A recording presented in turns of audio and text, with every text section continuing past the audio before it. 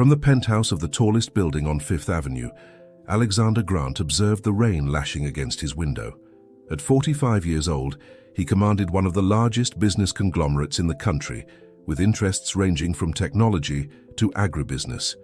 His reflection in the glass showed a man with striking features, graying hair at the temples, and penetrating green eyes that carried the weight of countless difficult decisions. The city of New York sprawled before him like a carpet of diffuse lights through the curtain of water. It was his first day back after 3 weeks in Asia, closing deals that promised to revolutionize the sustainable energy market in the United States. Jet lag still weighed on his eyelids, but something kept him restless, preventing him from simply going home.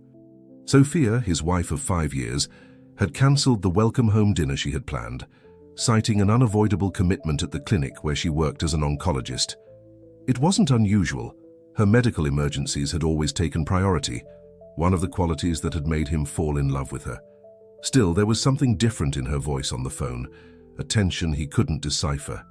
Deciding he needed to clear his head, Alexander grabbed his umbrella and went down to the garage. His driver had already been dismissed, so he took the wheel of his Range Rover himself. The streets of New York's financial district were relatively empty at that hour of the night, with only a few taxis and delivery drivers braving the storm. It was then, passing by an alley near Mount Sinai Hospital, that a sound cut through the noise of rain and traffic, the cry of a baby. Alexander braked abruptly, causing a series of angry honks behind him. Something about that cry compelled him to stop, as if it were a call of destiny. He parked the car haphazardly and, shielding himself as best he could with the umbrella, followed the sound. In an alley between 2 commercial buildings, partially protected by an awning, he found a baby wrapped in high-quality blankets inside a basket that looked like it had come from a luxury goods store. Alexander's heart raced when his eyes caught a detail that would change his life forever. Hanging around the baby's neck was a delicate white gold necklace with a heart-shaped pendant. He knew that necklace intimately.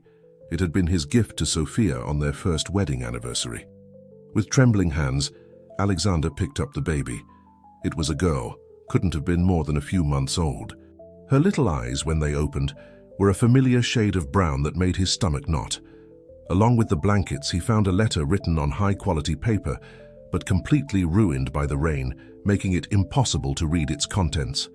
The businessman looked around, searching for security cameras or any sign of who might have left the baby there. The street was deserted, the windows of the commercial buildings all dark. His instinct told him this wasn't a coincidence. The location, the necklace, the quality of the items accompanying the child, everything indicated that this situation had been meticulously planned. Alexander knew he should alert the authorities immediately, but something stopped him. Sophia's necklace, the similarity in the baby's eyes, the proximity to the hospital where his wife worked. There were too many coincidences to ignore. Moreover, there was something in the face of that small child that awakened in him a protective instinct he had never felt before.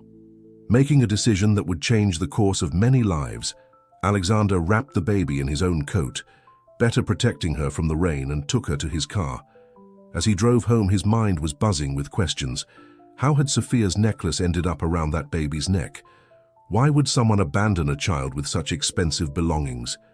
And why choose that location, so close to the hospital where Sophia worked? The duplex penthouse in the Upper East Side, where he lived with Sophia, was dark when he arrived. His wife had not yet returned from the hospital. As he rode up in the private elevator, holding the precious bundle close to his chest, Alexander had no idea that he was about to uncover secrets his wife had been keeping for decades, secrets that would completely transform his understanding of the woman he had married. The baby had calmed in his arms, sleeping peacefully, oblivious to the whirlwind of emotions she had provoked. Alexander gently placed her on the living room sofa, surrounding her with pillows so she wouldn't roll, and began making calls. The first was to his childhood friend Ryan Thompson, now a respected detective with the NYPD. The second would be to Sophia, but before he could dial her number, he heard the characteristic sound of the elevator arriving. The elevator doors opened, and Sophia entered the apartment. Even after a long day of work, she maintained the elegant posture that had always characterized her. Her dark brown hair was tied in an impeccable bun, and her white coat was still spotlessly clean.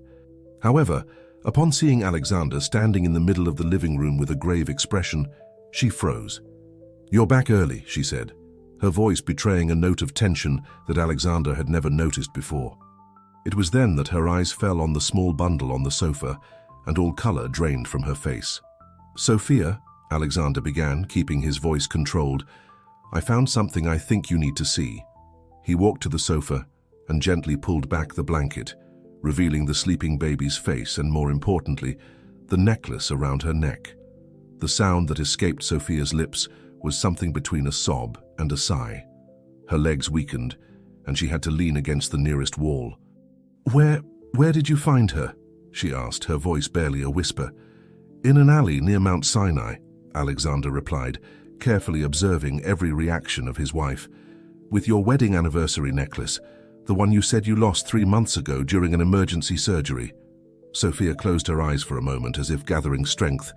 When she opened them again, Alexander saw something he had never witnessed before: absolute fear. "We need to talk," she finally said, "but not here, in the study." In the couple's spacious study, with its walls lined with books and a panoramic view of the city still battered by rain, Sophia sat heavily in one of the leather armchairs. Her hands trembled slightly as she clasped them in her lap. "What I'm about to tell you now," she began, "is something I should have revealed long ago. Something that will change everything you think you know about me." She paused, as if carefully choosing her next words. "I have a twin sister, Alexander. A sister everyone thought had disappeared when we were only 5 years old." Alexander felt as if the air had been sucked out of the room. In 5 years of marriage, in all the family dinners, in all the shared stories, there had never been mention of a twin sister. "How is this possible, Sophia? Why did you never tell me?" "Because Sarah didn't simply disappear," Sophia continued, her voice choked. "She was taken by our nanny during a walk in the park. Our lives changed completely after that. Our parents never fully recovered. Dad threw himself into work. Mom fell ill with grief. And I carried that guilt for years, because it was my idea to play hide-and-seek that day." Alexander watched his wife with a mixture of shock and compassion. The strong and decisive woman he knew seemed to have given way to a frightened girl, reliving a deep trauma. "But 3 months ago," Sophia went on, "I received an anonymous message at the hospital.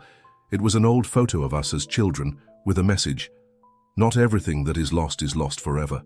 Along with it was an address in Queens. I went there, against all better judgment, and I found her.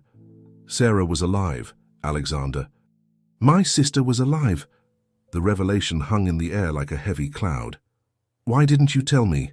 Alexander asked, his voice a mixture of hurt and concern. "Because she made me promise," Sophia answered, tears now flowing freely down her face. "She's changed, Alexander. Years of abandonment and loneliness have transformed her into someone I barely recognize.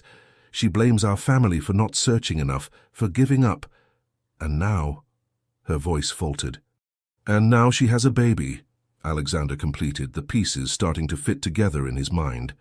"No," Sophia corrected, her gaze meeting his with a frightening intensity. "She took that baby, Alexander. The child isn't hers, and the worst part, she did this to get at me, to destroy our life as she believes we destroyed hers." At that moment, Alexander's cell phone vibrated. It was a message from Ryan, his detective friend. "Need to see you urgently. Discovered something about the baby that will change everything." Sophia stood up abruptly, as if sensing that more revelations were coming. "There's one more thing I need to tell you," she said, her voice trembling. "Something that makes all of this even more complicated." She took a deep breath, preparing to reveal yet another secret she had been keeping. Sophia stumbled to the study window, her hands pressed against the cold glass. The rain continued to fall over New York, creating a grey veil that seemed to reflect the gravity of the moment. When she turned to face Alexander, her eyes were misty, but there was an iron determination in her expression. "I'm sick, Alexander," she said, her voice firm despite the emotion. "Leukemia. I found out 2 months ago during a routine checkup. The signs were there, the extreme fatigue, the unexplained bruises, but I, like so many doctors, ignored the symptoms in my own body." Alexander felt as if the ground had disappeared beneath his feet. His mind went back to all the nights Sophia came home exhausted, to the purple marks she disguised with makeup, to the excuses for not attending social events. "Why did you hide this from me?" he asked, his voice choked. "Because I discovered something even more devastating," Sophia continued. "It's a rare genetic condition that has affected our family for generations. My mother didn't just fall ill with grief after Sarah's disappearance, she also had the disease. And now Sarah is probably at risk too." The sound of the doorbell cut through the tension of the moment. It was Ryan, who entered the study with a thick folder under his arm and a grave expression on his face. The detective, a man in his early 40s with prematurely graying hair, greeted the couple with a tense nod. "What did you find out?" Alexander asked anxiously. Ryan opened the folder on the mahogany desk. "The baby," he began, "is the daughter of a young woman who was admitted to Mount Sinai 3 months ago. The biological mother had the same genetic condition as your family, Sophia. She didn't survive after giving birth, and the baby was placed under hospital custody for treatment." Sophia brought her hands to her mouth, stifling a sob. "That's why Sarah chose this specific child," she murmured. "She must have found out about our genetic condition and—" "Exactly," Ryan confirmed. "The baby is compatible for a bone marrow transplant. It's a 1 in a million chance, considering the rarity of the condition. Your sister didn't choose this child by chance. She chose her because she could be the only chance to save her. And you." Alexander approached Sophia, wrapping her in his arms. "But why all this theater? Why not simply talk to us?" "Because she doesn't trust us," Sophia responded, her voice muffled against her husband's chest. "To Sarah, our family abandoned her.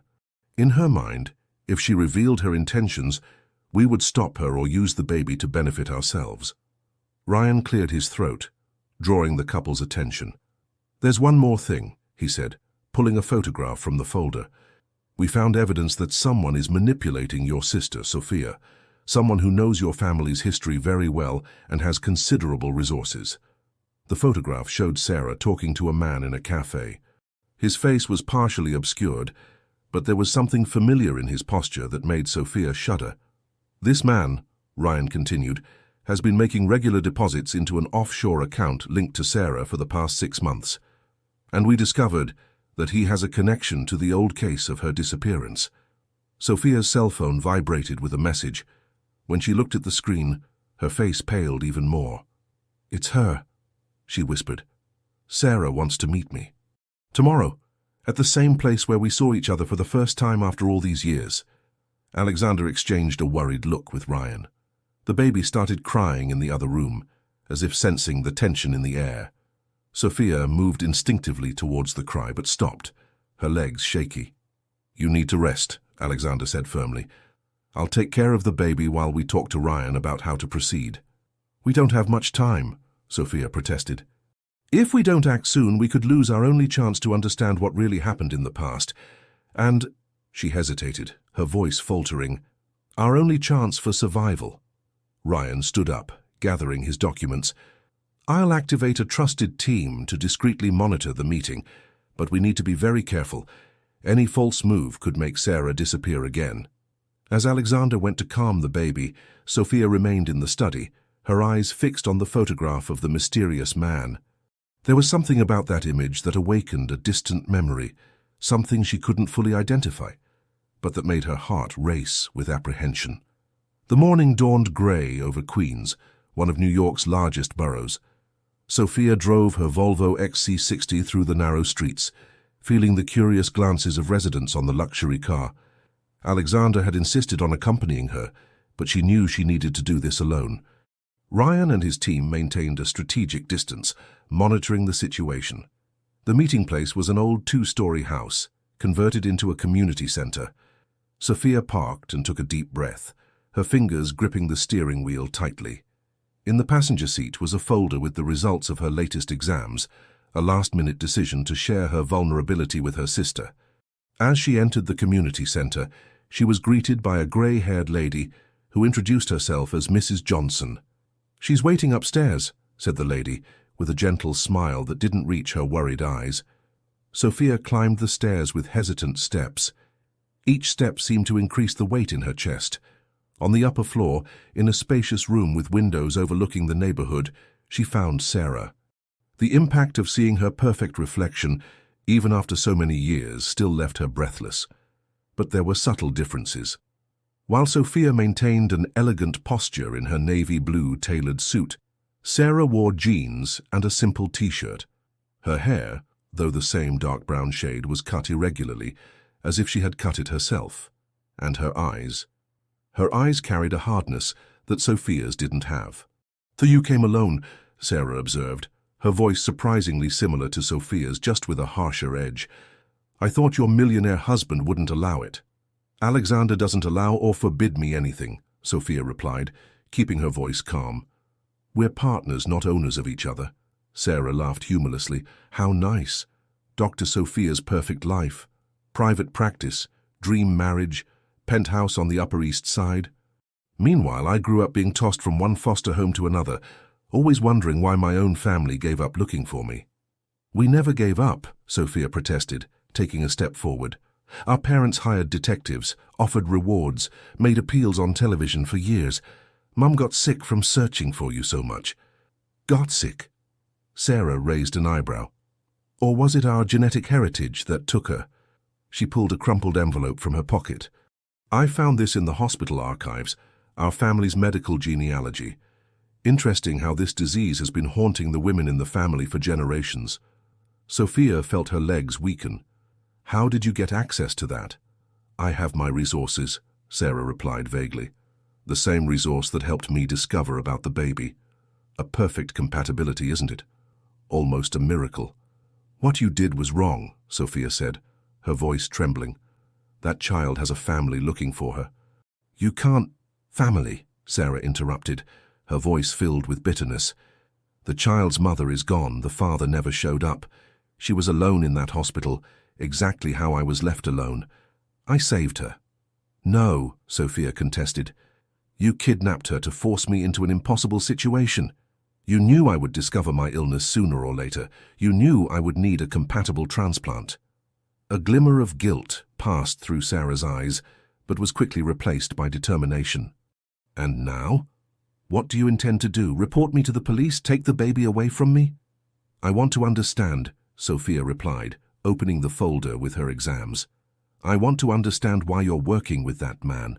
What did he promise you, Sarah? Why now, after so long?" The mention of the mysterious man made Sarah visibly pale. She approached the window, her fingers nervously tapping on the windowsill. "Some truths are too dangerous, Sophia. There are people who prefer certain secrets to remain buried." "What people? What secrets?" Sophia insisted, approaching her sister. "Please, Sarah, we're sisters. Regardless of what happened in the past, we still have the same blood, the same pain, the same disease." Sarah turned abruptly, tears shining in her eyes. "You don't understand.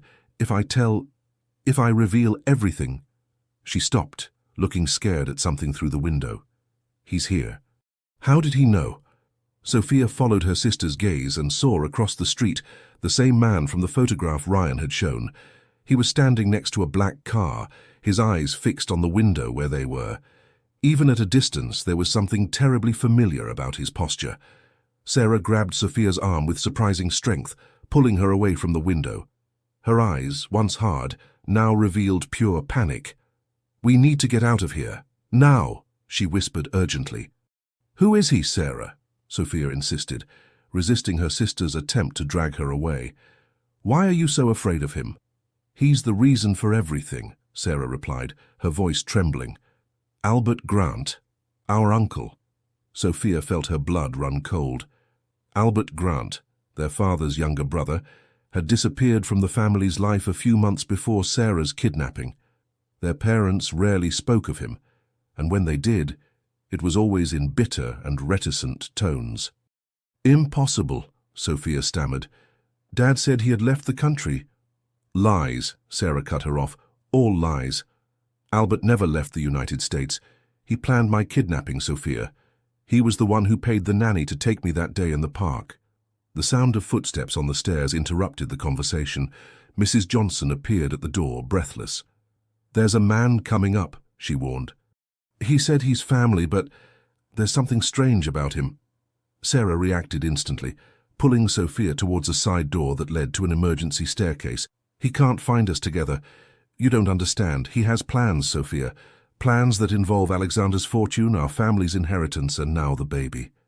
As they hurriedly descended the metal staircase, Sophia tried to organize the information in her stunned mind. "Why wait so long? Why now?" "Because only now did he find out about our disease," Sarah explained, guiding her through a narrow alley. "About how it passes from mother to daughter in our family. The baby, she's not just compatible with us, Sophia. She's special. Her DNA has a rare mutation that could be the key to developing a revolutionary treatment for our condition." Sophia stopped abruptly. "How do you know that?" "Because I worked as a lab assistant at Mount Sinai using a fake name," Sarah confessed. "That's how I found out about you, about the baby, about everything. Albert found me 6 months ago and convinced me to participate in his plan. Said it was the only way to get revenge on the family that abandoned me. But then—" her voice faltered. "Then you discovered the truth," Sophia completed softly. "You discovered that we were never abandoned." Tears were streaming down Sarah's face. "I found the old news reports, the missing person posters, the TV appeals. I saw the suffering in our parents' eyes. And when I discovered that you had the same disease they diagnosed me with—" She took a deep breath.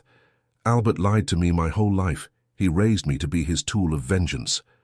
A metal noise startled them. Someone was coming down the emergency staircase. Sophia pulled her sister behind a dumpster. Her cell phone vibrated silently. It was a message from Ryan saying his team was in position. "He wants the patent," Sarah whispered.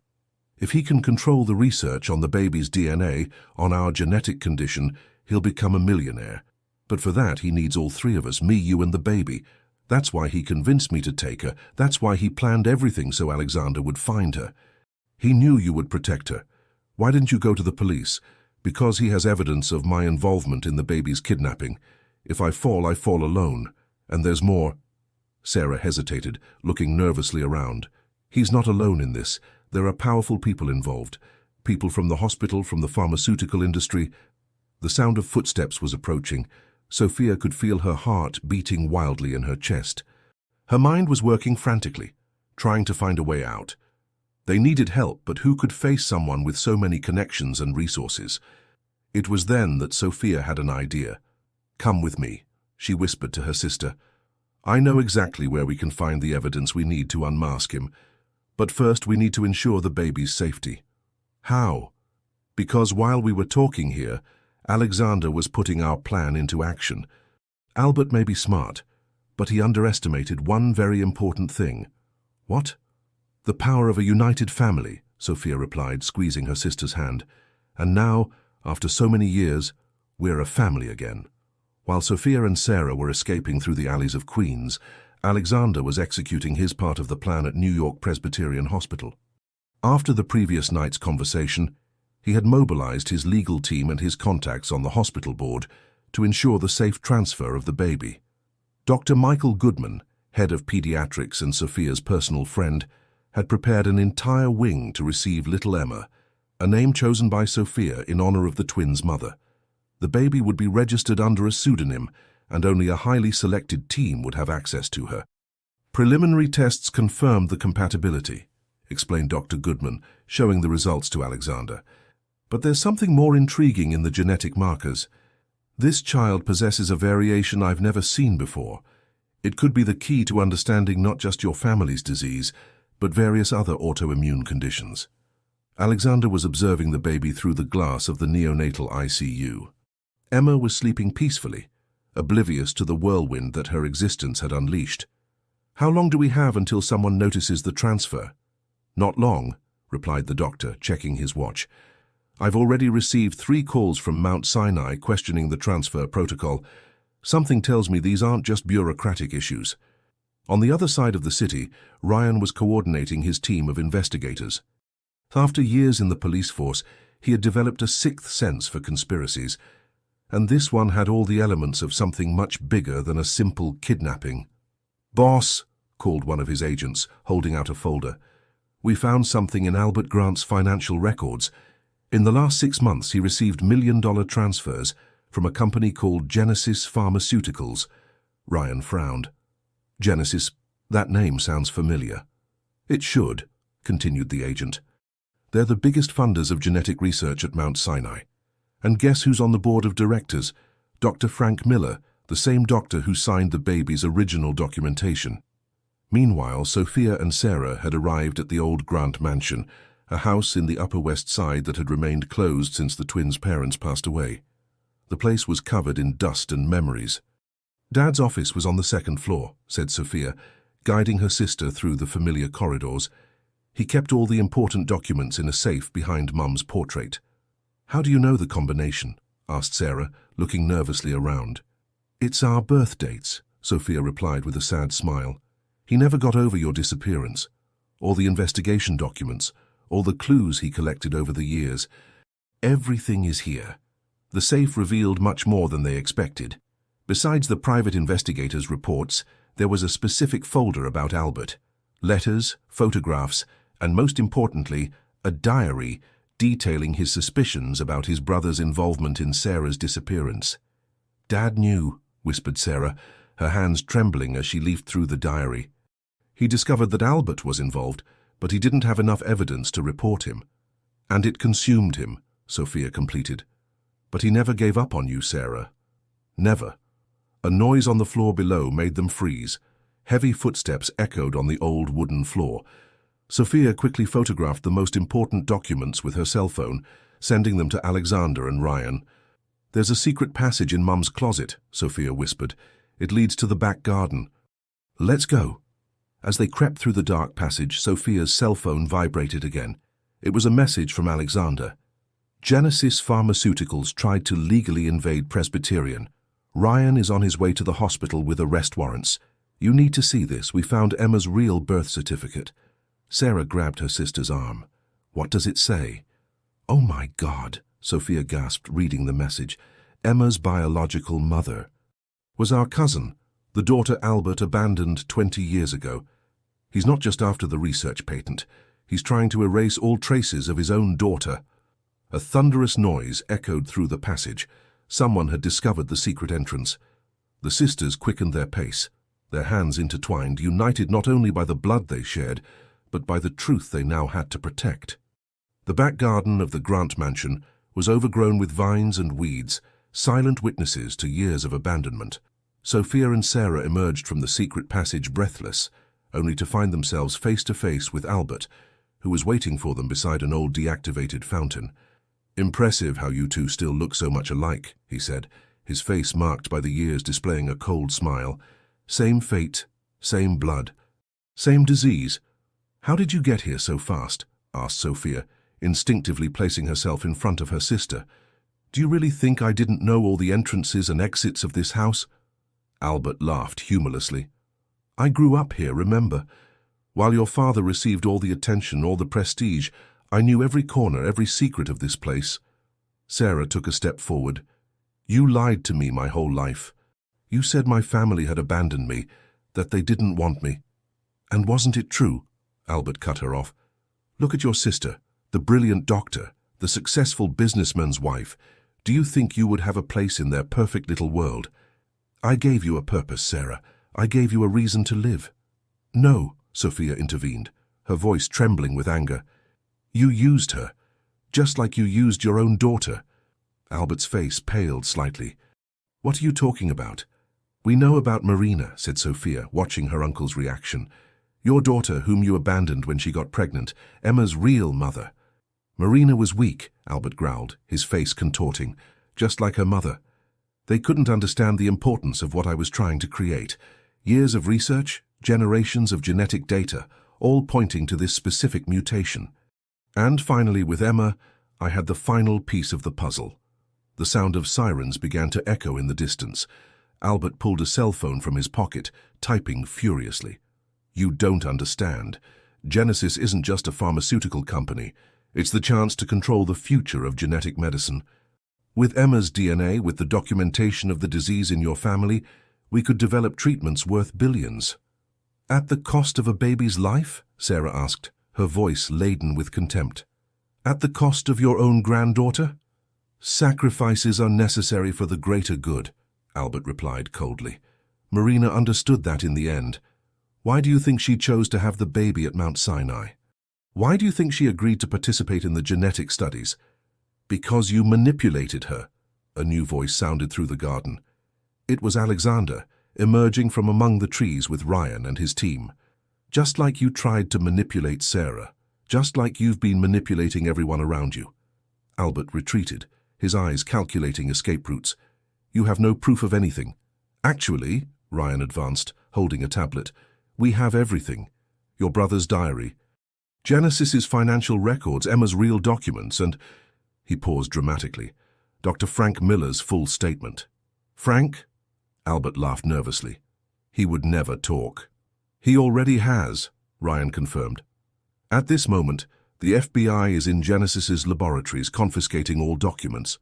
It's over, Albert. Sophia felt Sarah tremble beside her and hugged her. Years of lies, manipulation, and pain were finally coming to an end. But there was still one question that needed to be answered. Marina, Sophia said softly, where is she?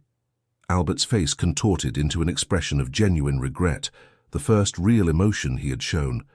She discovered the truth about the plan, about how I intended to use Emma. She tried to run away with the baby, but... His voice faltered. The delivery was complicated. She didn't make it. Sarah sobbed, burying her face in her sister's shoulder. Sophia hugged her tighter, feeling her own tears falling. So much suffering, so many lives affected by one man's ambition. Dr. Goodman called, Alexander announced, checking his cell phone. Emma is stable. The tests confirmed that she's compatible for the transplant, but... He hesitated, looking at Sophia. But what? The twins asked in unison. But there's a considerable risk. For all of you. At New York Presbyterian Hospital, the sisters observed Emma through the glass of the neonatal ICU. The little one slept serenely, oblivious to the whirlwind of emotions and decisions surrounding her. Dr. Goodman had gathered the medical team in the conference room to discuss the transplant procedure. The situation is delicate, he explained, spreading exams across the glass table. The compatibility is extraordinary, but the procedure presents unique risks. Emma is very small, and the genetic condition you share makes everything more complex. Sophia, still wearing the wrinkled clothes from the escape from the mansion, leaned over the documents. Her years of medical experience allowed her to fully comprehend the gravity of the situation. What are the chances? 70% success rate for the transplant itself, Dr. Goodman replied, adjusting his glasses, but there are potential complications. The disease may manifest more aggressively in Emma due to the stress of the procedure, and for you two, he looked at the twins, the donation process could trigger an acceleration of the condition. Sarah, who had remained silent until then, stood up abruptly. I'll do it. I should be the one to donate. It's not that simple, Alexander intervened, standing beside Sophia. We need to consider all aspects, both of your health, Emma's well-being. He's right, Dr. Goodman agreed. We need additional tests to determine which of you would be the most suitable donor. Also, there's the legal issue of Emma's custody to be resolved. Ryan, who had just arrived at the meeting, cleared his throat to get attention. About that, we found Marina's will. She left specific instructions about Emma, anticipating the possibility that something might happen to her. Silence fell over the room as Ryan opened a folder. Marina designated shared custody to Sophia and Sarah, if they were found.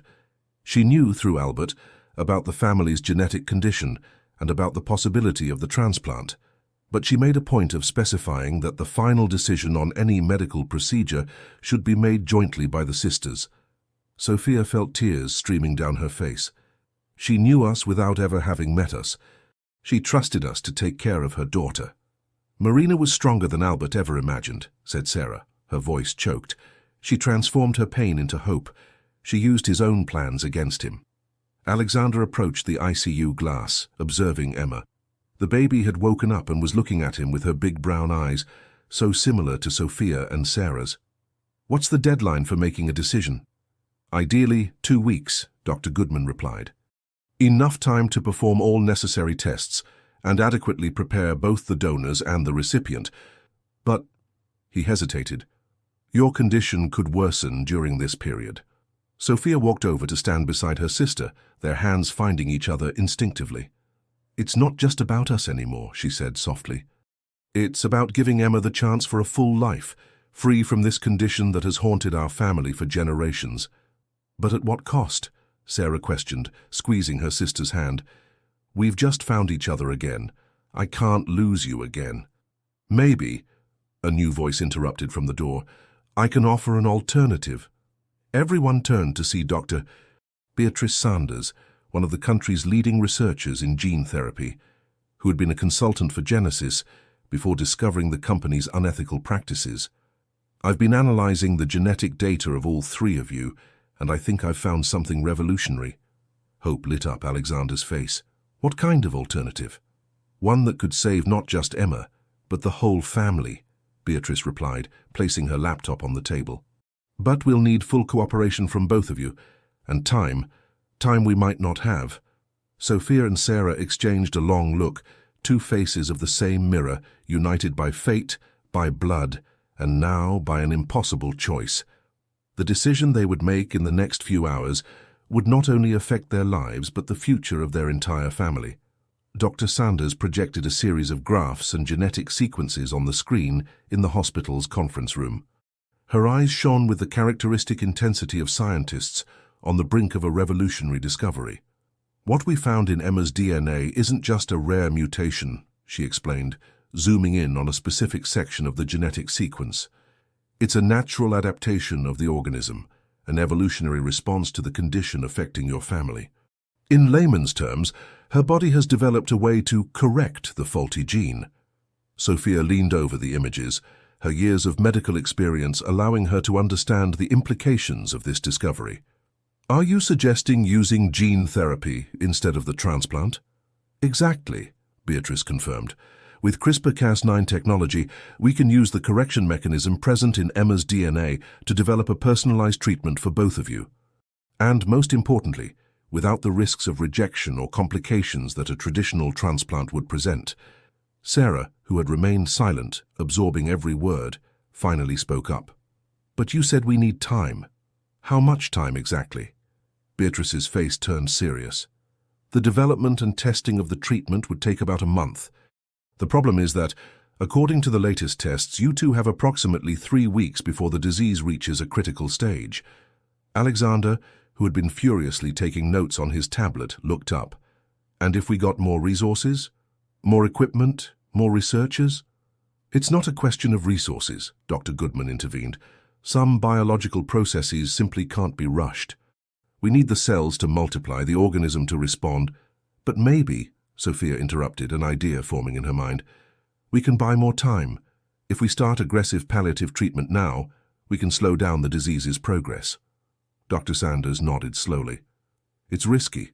The side effects would be intense, and even then we wouldn't have a guarantee of success." "We don't need guarantees," Sarah declared, reaching for her sister's hand. "We just need a chance." At that moment, an alert sounded on Ryan's cell phone. The detective quickly read the message, his face showing concern. "Genesis is moving its last legal resources. They're trying to claim rights over the family's genetic research, alleging that the data was collected in their facilities." "They can't do that," Alexander protested. "It's unethical. It's exactly the kind of thing Albert would plan as a last resort," Sophia completed. "He may be detained, but his connections are still active." Dr. Sanders began hastily gathering her documents. "We need to act fast. If Genesis gets an injunction, the entire project could be paralyzed." "How long do we have until they get that injunction?" Sarah asked. 48 hours at most," Ryan replied. "My contacts in the judiciary are trying to delay the process, but it's a matter of time." It was then that Emma began to cry in the ICU. The sound, amplified by the unit speakers, seemed to awaken something in Sophia. She stood up, her face showing renewed determination. "We are not going to wait for them to act," she declared. "We are going to transfer the entire process to a location they can't reach. Alexander, do you still have that research center in Switzerland?" Alexander's eyes lit up with understanding. "The Grant Institute for Advanced Research. Completely independent with all the necessary infrastructure. I can have a team ready in 24 hours, added Dr. Sanders, already typing on her cell phone. But the logistics of transferring patients in delicate condition, leave that to me, Alexander interrupted. I have a fully equipped medical jet that can make the transport safely. Sophia looked at her sister, a silent question in her eyes. Sarah smiled, squeezing her hand. Together, she said simply. Then it's decided, Sophia concluded. We're going to fight with every weapon we have. For Emma, for us, for all the generations that will come after us. As the team mobilized to put the plan into action, Sophia approached the ICU glass. Emma had calmed down and was now playing with a small teddy bear, smiling as if she knew that despite all obstacles, the love of her new family would protect her. 6 months later, the Swiss spring sun bathed the gardens of the Grant Institute for Advanced Research. Sophia and Sarah, seated on a bench overlooking Lake Geneva, watched Emma take her first hesitant steps on the lawn under Alexander's watchful eye. The last weeks of treatment had been a success beyond the most optimistic expectations. The gene therapy developed by Dr. Sanders' team had not only stabilized the sister's condition, but also ensured that Emma would grow up free from the disease that had haunted her family for generations. I still wonder how Marina knew, said Sarah, adjusting the shawl over her shoulders. The treatment had left both sisters more sensitive to cold. How could she be so sure we would find each other, that we would make the right choice? Sophia smiled, watching her great niece trying to chase a butterfly. I think she understood something that Albert never comprehended. The power of family love is stronger than any gene, any disease. The decision to transfer the entire operation to Switzerland had proved crucial, while Genesis wasted resources trying to block legal actions in the United States. The medical team worked tirelessly on developing the treatment. The research, now patented by the Grant Institute, would be made freely available to other families affected by similar genetic conditions. I received a letter from him yesterday, Sarah said after a moment of silence. She didn't need to specify who he was. The sisters had decided that Albert, even serving his sentence under house arrest, deserved to know the outcome of his actions. What did it say? He asked for forgiveness, Sarah replied, her voice neutral. He said that only now does he understand how much his obsession with power and control blinded him to what really mattered. And you? Were you able to forgive him? Sarah watched Emma, who was now running back to them with a radiant smile. I'm learning that forgiveness doesn't mean forgetting or justifying. It means freeing yourself from the weight of the past to be able to build a better future. Alexander joined them on the bench, with Emma in his arms. The little girl immediately extended her tiny hands to Sophia and Sarah, showing no preference. To her, both were equally important in her life. Dr. Sanders called, Alexander announced.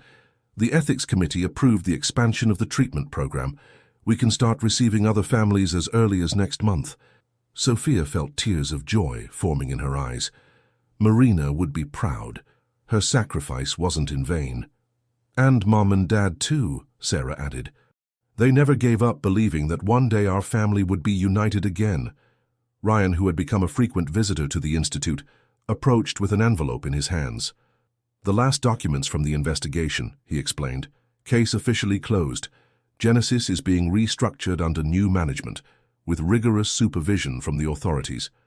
Emma, oblivious to the complexities of the adult world, let out a crystalline laugh upon seeing a bird land near the bench. Her laughter, pure and carefree, was the most precious sound to her newly formed family. You know what impresses me the most? Said Alexander, hugging Sophia. How something so small, he smiled at Emma, can teach us so much about love, forgiveness, and new beginnings. The sisters exchanged a knowing look. After decades apart, after so much suffering and so many revelations, they had found not only each other, but also a greater purpose. Through Emma, through the cure they helped develop, their family legacy would be transformed, from a story of pain and separation to one of hope and healing. To family, Sarah proposed, raising her cup of tea. To family, everyone responded in unison as the afternoon sun painted the Swiss sky with shades of pink and gold, promising many more days of love and discoveries ahead. Emma, safe in the arms of her protectors, yawned and snuggled between Sophia and Sarah, physically uniting them as fate had united them in spirit. The future, once so uncertain and frightening, now opened before them like an illuminated path of possibilities and hope.